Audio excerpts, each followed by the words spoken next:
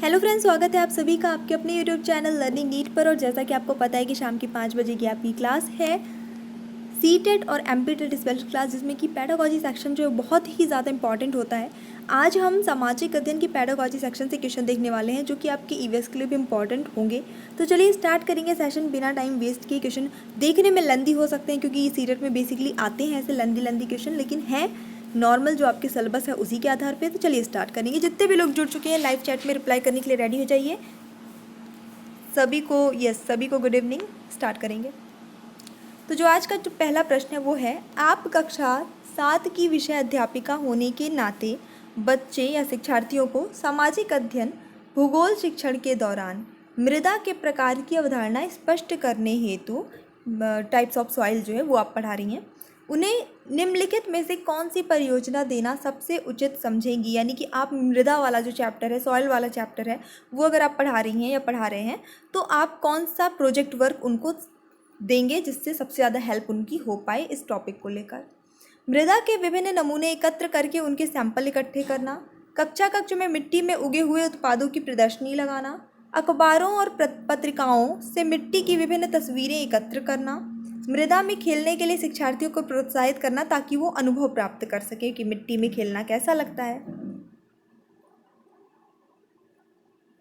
तो यहाँ पे सबसे ज़्यादा जो इफेक्टिव होगा, अच्छा तरीका होगा, वो हो जाएगा आपका ऑप्शन नंबर ए, मृदा के यानी अलग अलग तरह के मिट्टी खुद वो उसके सैंपल इकट्ठा करें और उनमें डिफ्रेंशिएट कर पाएँ कि हाँ सब एक दूसरे से अलग हैं, किस प्रकार हैं, और फिर आप उनको दिखा के बता सकें कि ये कौन सी मृदा है, ये कौन सी है। तो ये सबसे बेहतर तरीका होगा। कक्षा 8 की शिक्षिका अपनी कक्षा के शिक्षार्थियों को महासागरों संबंधी विषय की अवधारणा को स्पष्ट करने हेतु किस प्रकार के मानचित्र का उपयोग करेगी। जैसे मानचित्र भी कई तरह के होते हैं, तो जिस टॉपिक को आपको पढ़ाना है उसके हिसाब से आपको मानचित्र का चुनाव करना पड़ता है।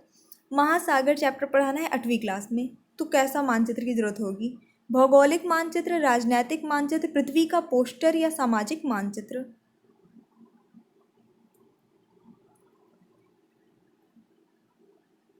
तो जाहिर सी बात है कि भूगोल का एक विषय पर हम टॉपिक पढ़ा रहे हैं, तो भौगोलिक जो है मानचित्र इसकी आवश्यकता हो जाएगी, ज्योग्राफिकल मैप की ज़रूरत होगी। निम्न कथनों पर विचार कीजिए। रचनात्मक मूल्यांकन के द्वारा शिक्षक विधि एवं शिक्षार्थी अपने संज्ञानात्मक व्यवहार में सुधार करते हैं।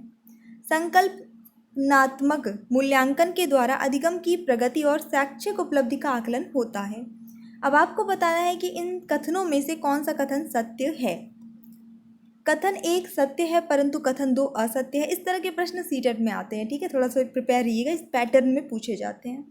कथन 1 और दोनों सत्य हैं, मतलब दोनों असत्य हैं। कथन 2 सत्य है और पहला जो है वो असत्य है।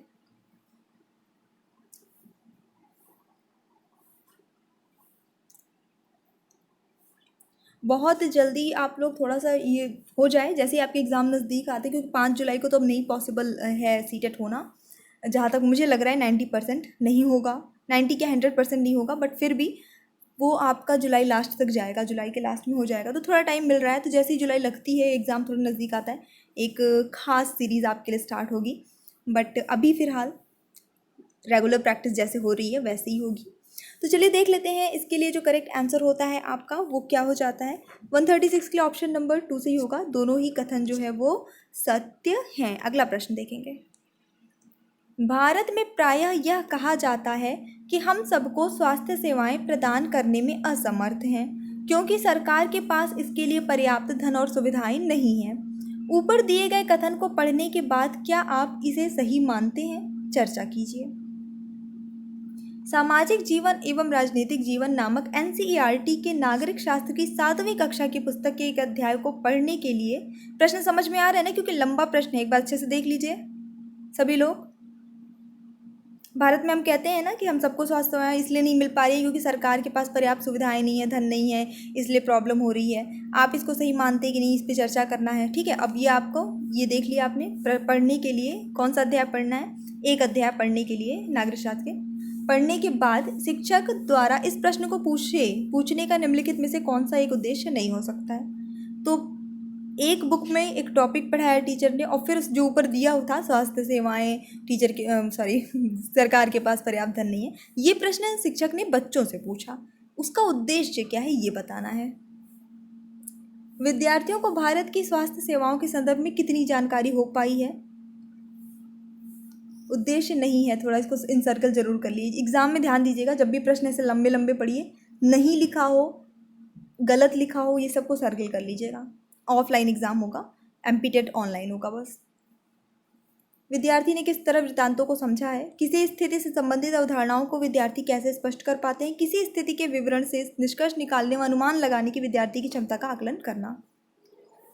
जब आप इसे ऐसे सर्कल कर लेते हैं अंडरलाइन, तो हाईलाइट हो जाता है। तो ऑप्शंस पढ़ते पढ़ते कई बार क्या होता है कि हम भूल जाते हैं कि नहीं पूछा है और पॉजिटिव वाला कोई चूज़ करके आ जाते हैं। वो गलती कई लोगों के साथ होती है, तो वो ना हो पाए इसलिए इनसर्कल करना है।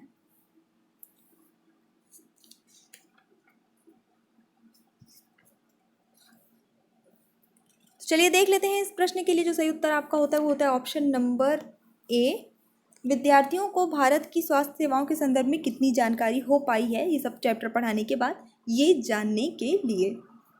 सामाजिक विज्ञान के अंतर्गत अर्थशास्त्र की पाठ्य पुस्तक के निम्नलिखित में से कौन से प्रश्न से वास्तविक जीवन की समस्याओं पर अवधारणाओं एवं विचारों को लागू करने की विद्यार्थी की योग्यताओं का परीक्षण नहीं होता है। फिर से निगेटिव है क्वेश्चन, ध्यान दीजिएगा। वास्तविक जीवन की क्या क्षमताएं हैं, क्या वो कर सकते हैं, जितना वो पढ़ रहे हैं वो अपनी रियल लाइफ में अप्लाई कर सकते हैं कि नहीं, ये हम नहीं समझ पाते हैं। किससे? आपके गांव, शहर या क्षेत्र के विकास लक्ष्य क्या हो सकते हैं। शहरी क्षेत्रों में किस तरह की बेरोजगारी होती है, यहाँ रोजगार में वृद्धि किस प्रकार की जा सकती है। यदि आप अपने क्षेत्र के बाजार परिसर में जाते हैं तो उपभोक्ता के रूप में आप वहाँ अपने किन कर्तव्यों का पालन करेंगे। श्रम कानूनों में लचीलापन कंपनियों की कैसे मदद करेगा।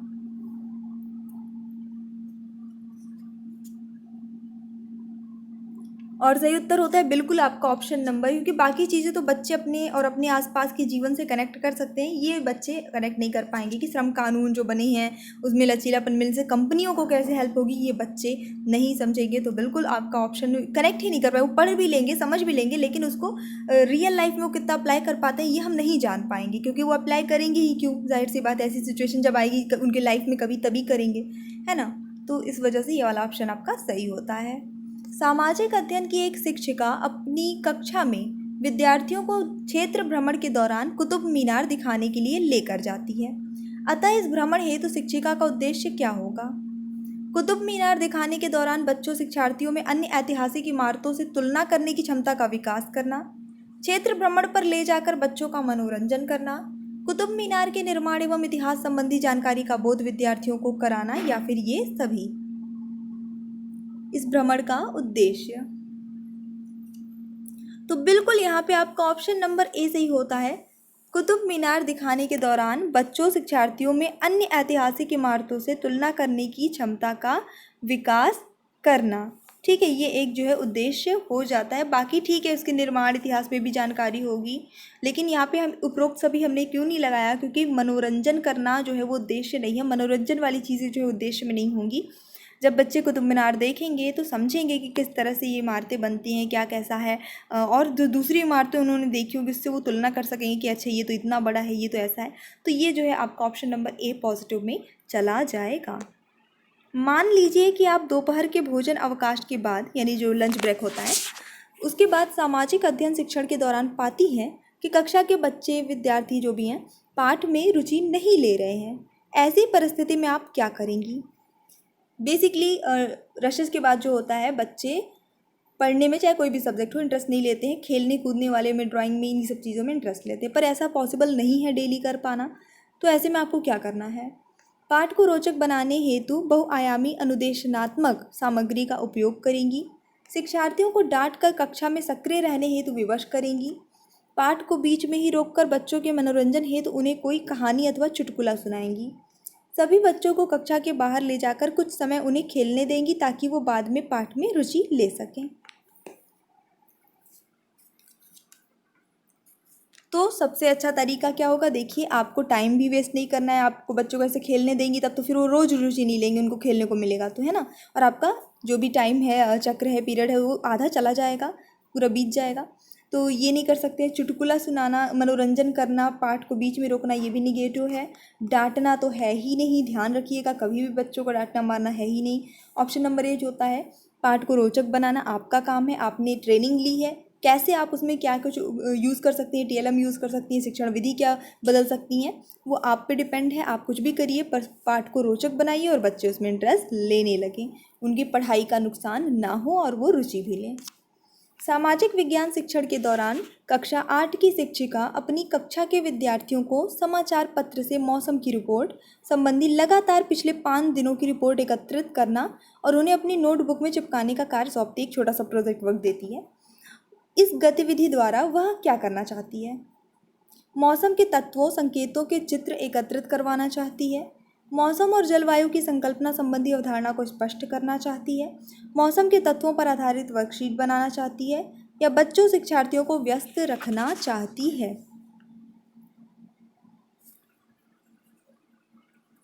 और सही उत्तर होता है आपका ऑप्शन नंबर 2, मौसम और जलवायु की संकल्पना संबंधी अवधारणा को स्पष्ट करना चाहती है। कक्षा 7 की अध्यापिका अपनी कक्षा के विद्यार्थियों को समाज में व्याप्त जाति संरचना की अवधारणा स्पष्ट करना चाहती है। इस हेतु उसे किस प्रकार की विषय वस्तु का चयन करना चाहिए? क्योंकि जाति संरचना समझाना एक हम बहुत ध्यान रखना पड़ता है कि इस टॉपिक को समझाते वक्त किसी भी जाति के प्रति अनादर स्पष्ट जो है प्रकट ना होने पाए, कुछ भी ऐसा, बहुत सारी चीज़ों को ध्यान में रख के इस तरह के टॉपिक्स जो है पढ़ाने पड़ते हैं। सभी विद्यार्थियों को अधिक से अधिक अपने अड़ोस पड़ोस के लोगों से जाति संबंधी ज्ञान प्राप्त करने को कहेगी। ऐसी विषय वस्तु का चयन करेगी जिसमें किसी समुदाय विशेष की अवहेलना न हो। सभी विद्यार्थियों से उसकी जाति पूछकर बच्चों का ज्ञान स्पष्ट करेगी। उपरोक्त सभी कथन सही हैं। तो बिल्कुल बिल्कुल जैसा कि मैंने अभी आपको बताया कि क्या है कि किसी को भी ऐसा ना हो कि अनादर न प्रकट हो किसी भी जाति विशेष के प्रति, तो ऐसी विषय वस्तु का चयन करेगी जिससे किसी समुदाय विशेष की अवहेलना ना हो। सामाजिक अध्ययन शिक्षण के दौरान एक अध्यापिका पहले विद्यार्थियों को उदाहरण देती है और फिर नियम समझाती है, तो ज्ञान जो है तथ्य को साझा करती है, समझा रही है यानी कि जो ऑलरेडी बच्चे जानते हैं उसको समझा रही है। इस प्रकार वो कौन सी विधि का अनुसरण कर रही है ये बताना है। ज्ञात से अज्ञात, निगमन विधि, स्थूल से सूक्ष्म या आगमन विधि।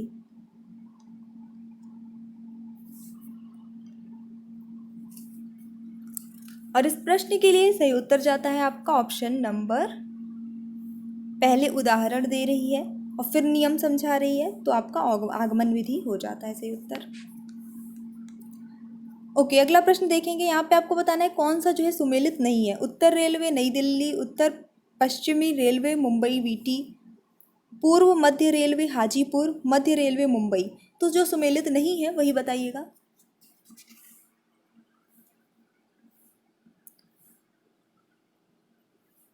तो यहाँ पे देखिए उत्तर पश्चिमी रेलवे जो है इसका जयपुर होना चाहिए। ऑप्शन नंबर 2 आपका गलत है, बाकी सारे सही हैं। देश का सर्वश्रेष्ठ प्राकृतिक बंदरगाह है कौन सा? चेन्नई, विशाखापत्तनम, कोचीन, तूतीकोरिन। सर्वश्रेष्ठ प्राकृतिक बंदरगाह तो विशाखापत्तनम है, जो कि आंध्र प्रदेश में स्थित है। अगला देखेंगे, निम्न में से कौन सा संवैधानिक निकाय नहीं है? योजना आयोग, वित्त आयोग, राष्ट्रीय विकास परिषद या फिर 1 और 3 दोनों।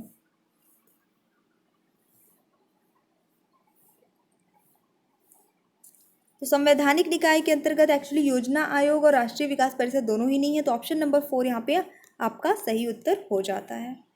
प्राथमिक समाजीकरण है क्या? शुरुआती उम्र में परिवार और मित्रों से सीखना, किशोरावस्था के दौरान समाज से सीखना, याद करना और शिक्षकों का अनुकरण करना, प्राथमिक स्तर पर सामाजिक संपर्क। तो प्राथमिक समाजीकरण मतलब यही होता है कि बच्चे जो है अपने परिवार और मित्रों से सीखते हैं, वही होता है। ऑप्शन नंबर ए सही हो जाता है। राज्य का मंत्रिमंडल सामूहिक रूप से किसके प्रति उत्तरदायी होता है? विधानसभा, विधान परिषद, राज्यपाल, मुख्यमंत्री।